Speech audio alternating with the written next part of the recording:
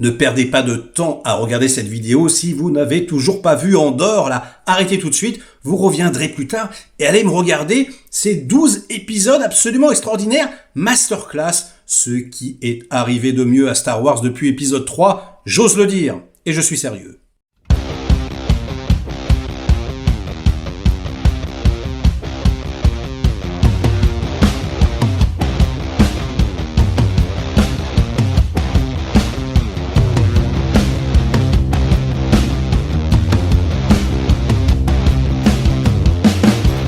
Salut les cinéphages, c'est Merej, et aujourd'hui, on vient parler une dernière fois de la série Andor, puisque l'épisode 12, le dernier épisode final, a été diffusé hier.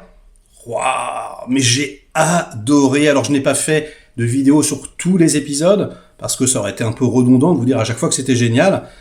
Et d'ailleurs, je vais être un petit peu redondant ici, puisque oui, c'était génial. Alors, je me suis enchaîné les épisodes 9, 10, 11, 12... Waouh! L'évasion de prison! Ah, mais c'était génial, franchement, de l'action, de la pression, du suspense. Tous les personnages sont attachants. Ce climax, avec des Stormtroopers qui savent enfin tirer pour tuer. Génial! J'ai adoré l'idée, en fait, voilà, de tous les personnages de la série, en fait, se retrouvent autour de l'enterrement. Alors, évidemment, je spoil, c'est bon, vous avez vu la série maintenant. Si vous l'avez pas vue, allez, vous pouvez quitter, de toute façon c'est génial, allez voir les épisodes. Donc voilà, l'enterrement de la mère de Andor, avec donc, cet événement assez macabre, voilà, où on a tous les personnages qui se retrouvent, qui combattent, qui luttent. Putain, mais c'était génial. Et puis l'arc narratif de Andor, quoi. Ce mec, voilà, ce Han Solo un petit peu, on va dire un petit peu moins sympathique, quoi, un petit peu plus torturé, qui, pose son pied dans la résistance. Ça ressemble, en gros, à une série qui pourrait être comparée quelque part, au film d'espionnage, voilà, sur la guerre 39-45. On voit vraiment les balbutiements de cette résistance. Elle n'existe pas encore, et à la fin, ça y est, elle est là. C'est trop bon, quoi. Et dans les autres films, on avait énormément d'éléments, par exemple, sur le Sénat.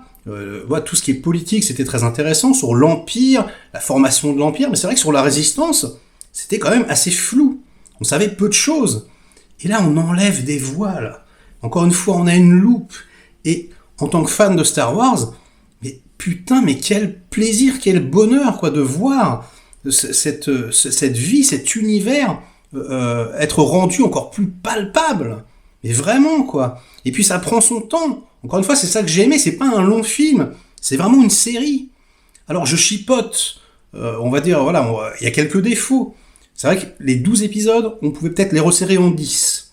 C'est vrai que, la préparation de l'attaque, il y a, peut-être un épisode en trop. C'est vrai que, même dans la prison, on aurait pu couper un petit peu. Mais franchement, c'est peanuts. C'est tellement bon. Les acteurs sont tellement charismatiques, les personnages, on les aime.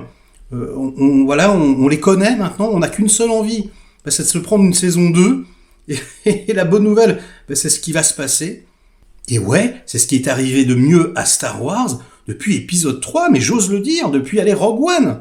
Mais j'avais adoré Rogue One, mais là c'est encore mieux, parce que justement, on prend le temps de développer. Mais j'ai adoré de bout en bout, je ne comprends pas du tout les détracteurs, ceux qui disent s'ennuyer. Pour moi, c'est incompréhensible. On a enfin une série qui prend pas le spectateur pour un con. Enfin, une série avec une tonalité adulte. Voilà, alors, il y avait certains films qui avaient une tonalité adulte. Je sais pas, Rogue One, épisode 3 aussi, quelque part. Mais là, vraiment, on est dans quelque chose d'assez torturé, d'assez sombre. J'ai adoré ça.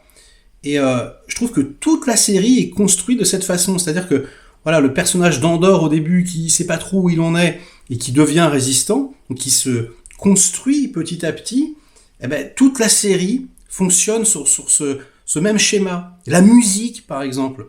La musique, qui commence avec des strates de trucs, on sait pas trop ce que c'est, et qui en fait se transforme au fur et à mesure pour devenir une véritable musique épique Star Wars à la fin. C'est une des rares séries, où je m'arrête pas, vous savez, voulez-vous voir l'épisode d'après ? Non, je veux voir le générique, avec la musique. Je veux entendre la musique jusqu'au bout, tellement elle m'a plu, quoi.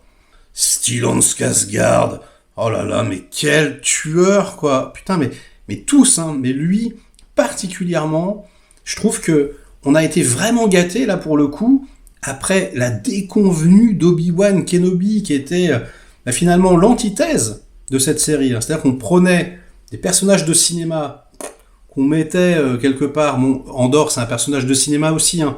Mais je veux dire, voilà, c'était vraiment le cœur de Star Wars. On en faisait un truc cheap, un truc tout pourri, mal réalisé, etc.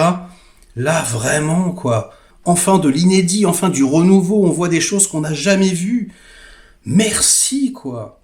Alors, Kathleen Kennedy, qui se fait virer juste après la diffusion de cette série, c'est partir sur un coup d'éclat, hein.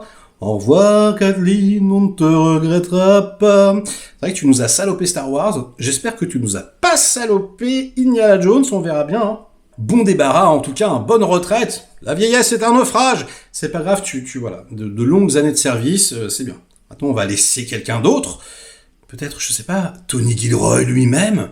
Putain, mais il a géré d'une main de maître, quoi. Quel showrunner, quoi. Mais je trouve que même, voilà, les Clone Wars, j'aime beaucoup Clone Wars, hein. Mais ça reste de l'animé.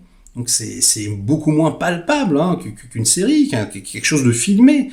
Là, il y a zéro défaut. Enfin voilà, c'est peanuts. Oui, on pourrait chipoter parfois aussi sur... je me rappelle, voilà, quand ils viennent faire leur prière là, devant l'arc-en-ciel, je sais plus comment ça s'appelle, sur la planète. C'est vrai qu'on a un peu l'impression de voir des figurants d'une vieille série Xena la guerrière. Il y a voilà des petites choses parfois qui détonnent un petit peu, mais c'est tellement qualitatif à tous les niveaux autrement que franchement on pardonne tout. Donc voilà, merci Lucasfilm quoi, vraiment. J'espère que il y aura encore plus d'épisodes dans la prochaine saison, ça sera encore mieux rythmé et on a instantanément envie de s'y replonger, de voir la suite, peut-être mettre un film, hein, la suite de Rogue One, hein, peut-être un nouveau long métrage, mais balancer la sauce. C'était incroyable, donc on en parle dans les commentaires. Est-ce que vous aimez depuis le départ? Est-ce que vous avez été hypé comme moi sur toute la longueur? Est-ce que, je sais que David de Film Talker, c'est un peu le cas. C'est-à-dire, il s'est un petit peu ennuyé au début, puis après, ça l'a hypé. Dirty Tommy aussi, je crois que maintenant, il apprécie de plus en plus. Ou est-ce que vous êtes complètement réfractaire? Coucou Stéphane Mialet, voilà, qui s'ennuie, qui s'endort. Mais comment est-ce possible? Voilà, ou est-ce que carrément vous détestez, vous trouvez ça nul? Bon, je sais pas. Ben voilà, c'est à vous de jouer. Et puis je vais vous laisser, hein. Je vais pas faire une vidéo de 100 ans, ça sert à rien. En tout cas, voilà, c'est inespéré après toutes les daubes sorties sur Disney+. Comme quoi, hein, quand il y a des gens de talent, quand il y a une équipe qui sait de quoi elle cause, voilà. Donc, nous, on se régale. Donc, ça sera la fin de cette petite vidéo. J'espère qu'elle vous a diverti, intéressé un minimum. Likez-la si c'est le cas. Délikez-la sinon.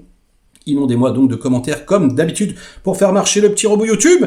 Et nous, on se retrouve très vite pour de prochaines aventures. Ciao!